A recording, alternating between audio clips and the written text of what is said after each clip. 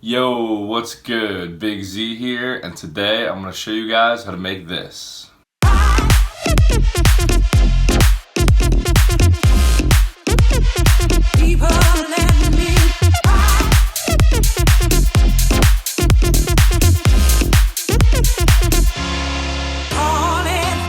So the track is called Deeper Love by Steff da Campo. He has a really cool, unique style, so I'll show you how he does it in this video. As always, all the serum patches and stuff will be linked down below. So let's start with this lead sound.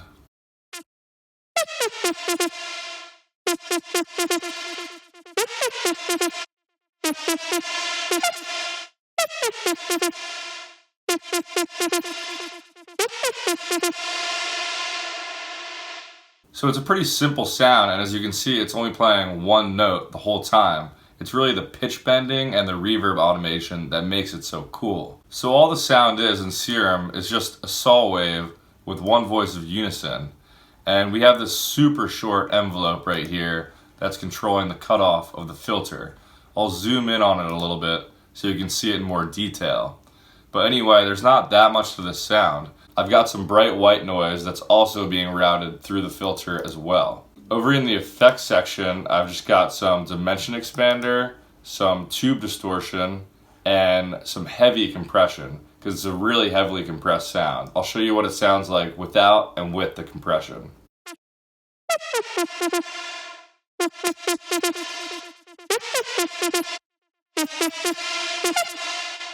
So it's just some really heavy multi-band compression that's just squashing the sound.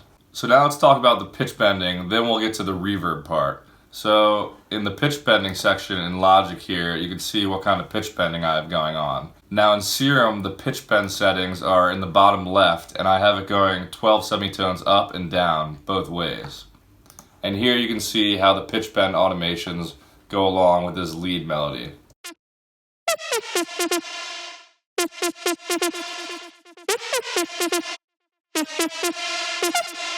Alright, now let's get to the cool part, the reverb. So the reverb chain is pretty crazy on this sound. So I am sending this lead to a reverb bus right here, and it has a bunch of things on it. I'll go through everything on the chain real quick. I have a transient designer that's just taking out the attack of the reverb. Then following that, I have the reverb itself, which is actually pretty short. It's only 1.10 seconds. And I'm not cutting anything off with this high cut, but it sounds longer than it is because it's heavily compressed later in the chain. So then after the reverb, I have some EQ, just cutting off everything below 600 hertz and above like 6,000 hertz. And then is when I compress it after that. And I'm compressing it so heavily all the way with OTT with the depth at 100%.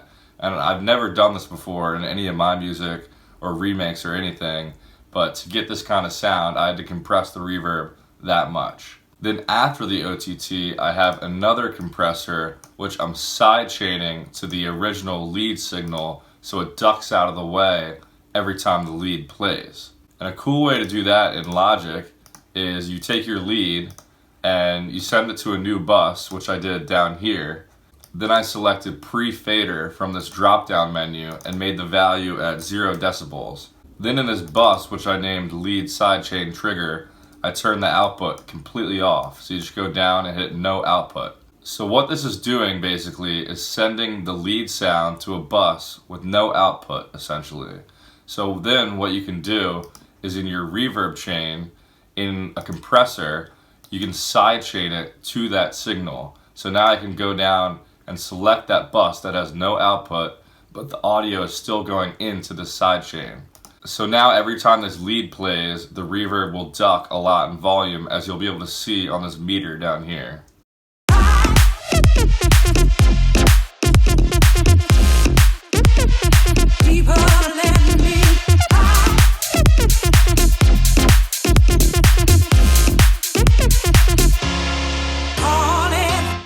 So it's a great way to clean up your mix, add a lot of movement and cool character to your lead reverb. There's still one more thing going on in this crazy reverb chain though, and that is some gain automation at the end of it. So at the end of all this stuff in my lead reverb, I added a gain plugin. So what I did was add this whole reverb bus to the arrangement window right here. And that allows me to go into the automation settings and automate the gain. So as you can see, I went through and automated a bunch of different parts where the gain is, and it's just decreasing in volumes in certain parts. Sometimes it's cutting out completely, sometimes it's ramping up. So I just edited it to match the original version of the track.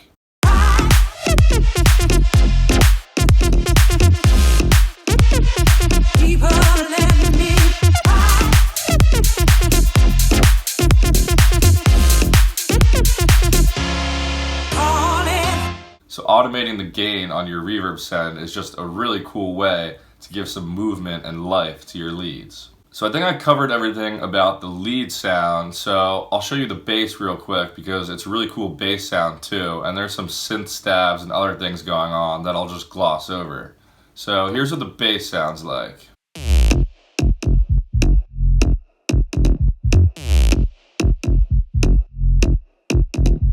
So the bass is really two layers, a sub layer and a main bass layer, and then there's this bass stab that plays like every 2 bars. So the coolest part is the main bass layer. It sounds like this by itself. And what that sound is a sol wave that's 2 octaves down in oscillator A, and then this cool sound that is an electric guitar wave that you can find in the spectral section of Serum.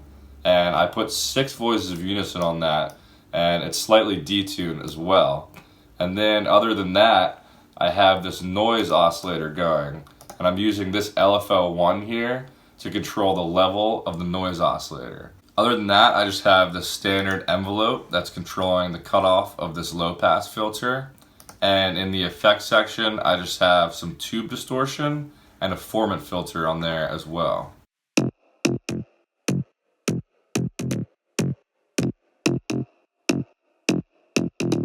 For external processing on that bass, I'm using the CLA bass plugin to compress it, add a little more distortion, and add a little bit of chorus. And then I just have an EQ after that to make room for the sub bass. Here's what the bass stab sounds like. And how I did that was just take a sol wave with 1 voice of unison, and I just used this LFO here to affect the pitch of the sound. So I did that in the matrix tab. I went down and selected LFO 5 as my source, and here's where you control how much the pitch will slide down with this bar right here. And just make sure this arrow is pointing one way and that you select master tune from this global tab. Other than that, there's just a couple random synth stabs that I'll include the presets to down below, but here's what they sound like.